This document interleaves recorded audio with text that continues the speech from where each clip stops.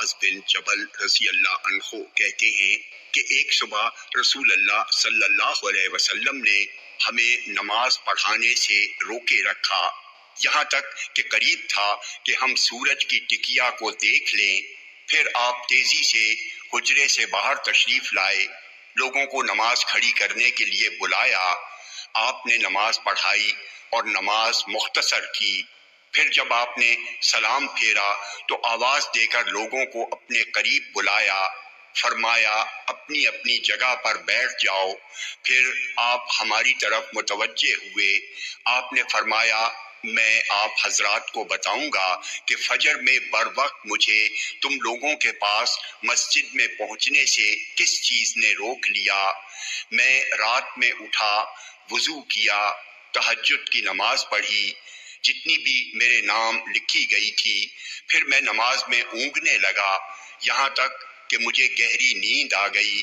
اچانک کیا دیکھتا ہوں کہ میں اپنے بزرگ و برتر رب کے ساتھ ہوں، وہ بہتر صورت و شکل میں ہے۔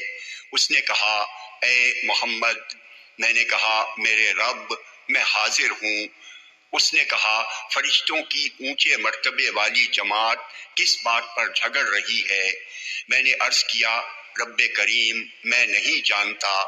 اللہ تعالیٰ نے یہ بات 3 بار پوچھی۔ آپ نے فرمایا میں نے اللہ ذوالجلال کو دیکھا کہ اس نے اپنا ہاتھ میرے دونوں کندھوں کے درمیان رکھا، یہاں تک کہ میں نے اس کی انگلیوں کی ٹھنڈک اپنے سینے کے اندر محسوس کی۔ ہر چیز میرے سامنے روشن ہو کر آ گئی اور میں جان گیا اور پہچان گیا۔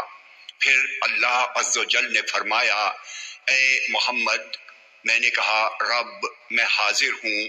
اس نے کہا ملاء الاعلیٰ کے فرشتے کس بات پر جھگڑ رہے ہیں؟ میں نے کہا کفارات کے بارے میں۔ اس نے پوچھا وہ کیا ہیں؟ میں نے کہا نماز با جماعت کے لیے پیروں سے چل کر جانا، نماز کے بعد مسجد میں بیٹھ کر دوسری نماز کے انتظار میں رہنا، ناگواری کے وقت بھی مکمل وضو کرنا۔ اس نے پوچھا پھر کس چیز کے بارے میں بحث کر رہے ہیں؟ میں نے کہا محتاجوں اور ضرورت مندوں کو کھانا کھلانے کے بارے میں، نرم بات چیت میں جب لوگ سو رہے ہوں اس وقت اٹھ کر نماز پڑھنے کے بارے میں۔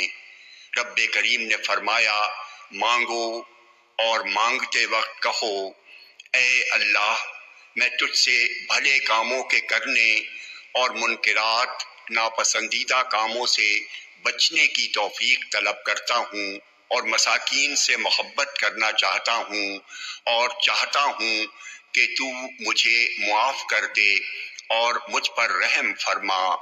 اور جب تو کسی قوم کو آزمائش میں ڈالنا چاہے تو مجھے تو فتنے میں ڈالنے سے پہلے موت دے دے۔